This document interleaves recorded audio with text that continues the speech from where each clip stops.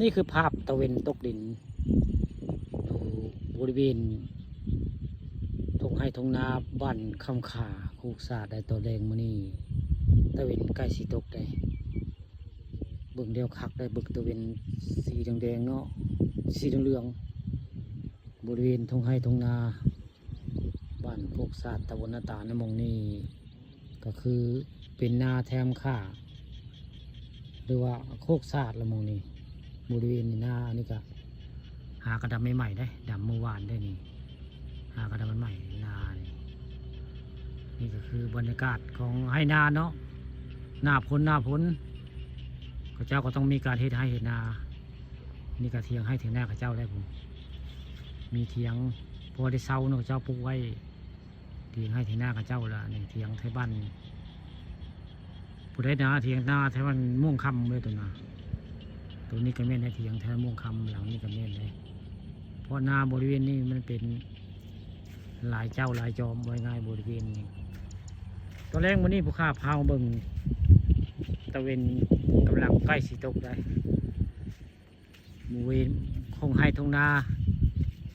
บ้านคำข่าโคกศาสตร์ล่ะนี่หรือว่าห้วยนาตาลพาเบิ่งตะเวนใกล้สีตกแล้วก็เสียงขีดทรายห้องตอนแรงขีดทรายกับห้องได้บริเวณไฮนาบ้านคำขาโคกศาสตร์ตะเวนก็สวยงามได้ตะเวนนี่ก็ได้กำลังใกล้สีตกเสียงขีดทรายกับห้องตะเล็ดเตะได้ขีดทรายขีด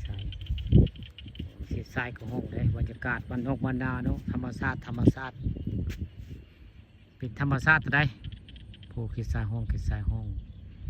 อภัยอยู่บ้านนอกบ้านนาก็แบบนี้แหละครับเป็นอยู่ในเมืองกรุงก็ไปทำงานไก่เห็นคลิปป่าทองคำก็คือสิฮอดบ้านเลยสิฮอดอย่างได้ยินเสียงขีดทรายห้องทางภาคอีสานเฮาไว้ง่ายตอนเลี้ยงยาหน้าพ้นกาสนินนี่ด้านเสียงขีดทรายห้องตะเล็ดเตะนี่แหละนี่บริเวณให้นาทุ่งนาบ้านคำข่าโคกศาสตร์ละมงมีทั้งเถียงคนมาอยู่มาเศร้าได้โหเถียงกับเจ้าสร้างไว้เนาะเสียดทรายกับห้องเป็นระยะได้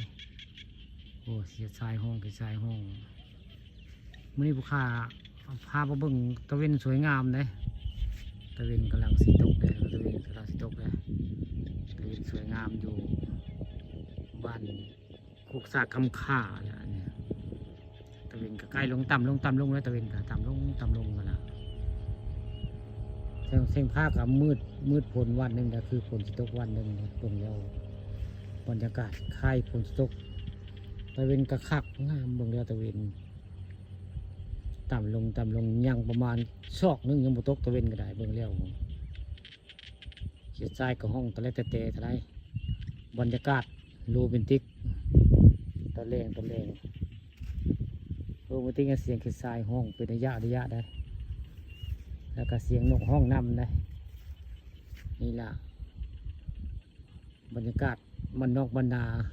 ฟังเสียงขีดทรายห้องตอนแรงใกล้คำ